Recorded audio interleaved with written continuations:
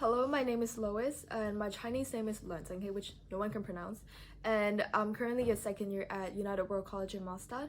And something that I'm really proud of myself is that 2 years ago I decided to step out of my comfort zone and come to study in Mostar because I feel like it's such a big turning point and such an important chapter in my life. So it's the first time that I studied abroad. It's the first time I came to Europe, and it's the first time that I met so many people from so many different countries and have the opportunity to participate in really cool projects such as the 12-hour race that I organized in collaboration with Dignited.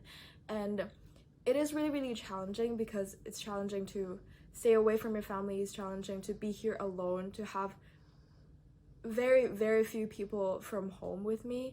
And I'm really proud of myself for deciding to do that because I feel like it's such a rewarding experience, and I'm really happy that I am here. Thank you.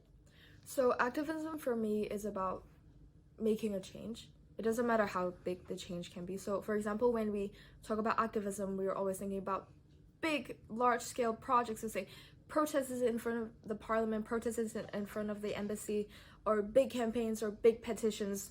So like really large, overwhelming projects. I mean, obviously that's activism, that's something that should be celebrated because it has a lot of influence, it can motivate people to change. But I feel like activism can also appear in very small manner.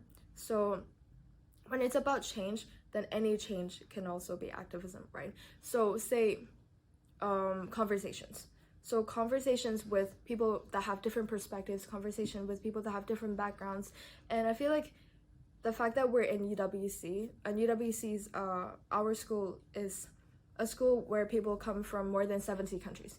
We all have different perspectives about activism. We all have different experience with activism. So say, for example, me talking to my friend from Indonesia.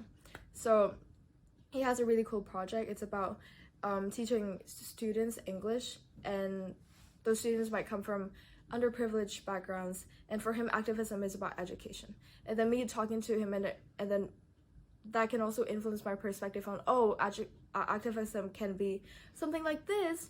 So when you change your perspective, then comes the action. And the fact that activism in the form of protest, in the form of campaign, has been existing for so long, and I feel like a lot of us has a lot of frustration because these activism might not give us the same reward or result that we expect. And a lot of people feel like, oh, I'm doing so much but I'm not getting the result that I want. Oh, no matter what we do, we're just gonna fail. And I feel like this is the problem with the current typical activism. So when we realize this political fatigue, or like activist fatigue, we should change our direction to explore different kinds of activism. I mean, for example, art activism, just painting on the walls, doing theater shows, and they can also change people's perspective, right? And changing perspective is such an important thing because perspectives always come before action. And once you change people's minds, and they might be motivated to do something to make the world a better place. So if I had a magic wand, what would I do? So if I had a magic wand, then I would remove the greed, the jealousy, and the violence in people's mind, in everyone's mind. Because I feel like obviously the easiest answer is to create a new world where everyone is happy, where all the systems are not corrupt, when all the systems are just and, well, yeah, just.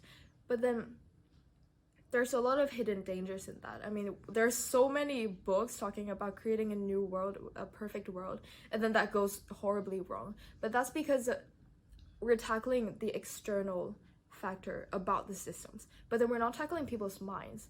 So I feel like with everything, like the same with activism, perspectives and what we think, like thoughts, mentality, ideologies, come before the actions. The actions are just a result of what we think.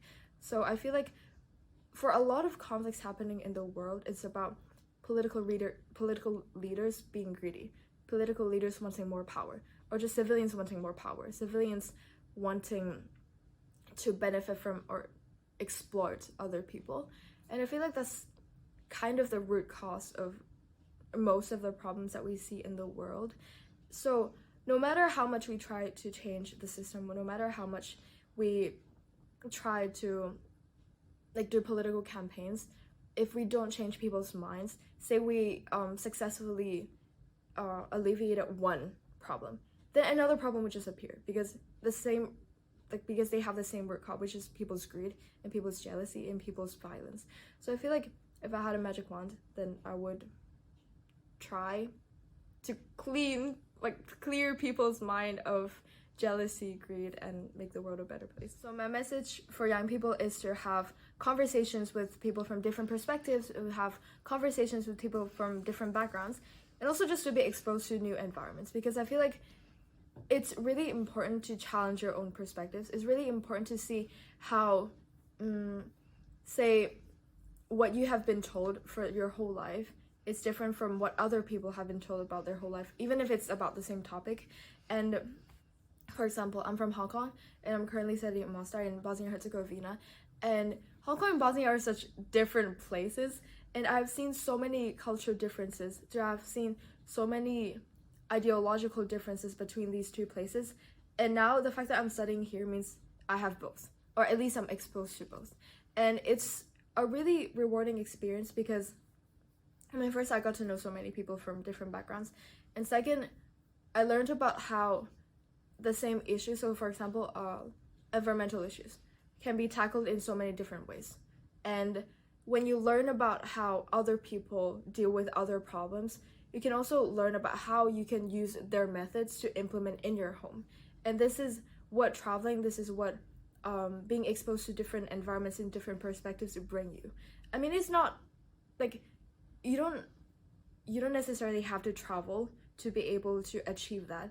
If you stay at home, there are obviously people with different perspectives in the same country or in the same city, and just talk to them, just to go up to them and say, oh, how was your day? What are you passionate about? What do you do in your free time? And then they will tell you their whole life story, and then maybe you'll get really inspired, and maybe from that inspiration comes different actions that you can take.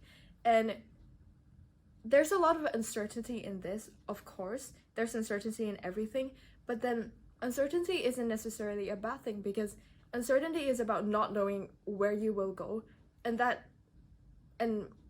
unknown path might be a really good path that you might not have even thought about back then. So I didn't even know about Bosnia and Herzegovina until I applied to UWC, and now I'm really enjoying this experience. And now this experience has really challenged my perspectives, challenged my ideologies from back home, and I think this can potentially be a really rewarding experience for everyone, so it's something I encourage people to do.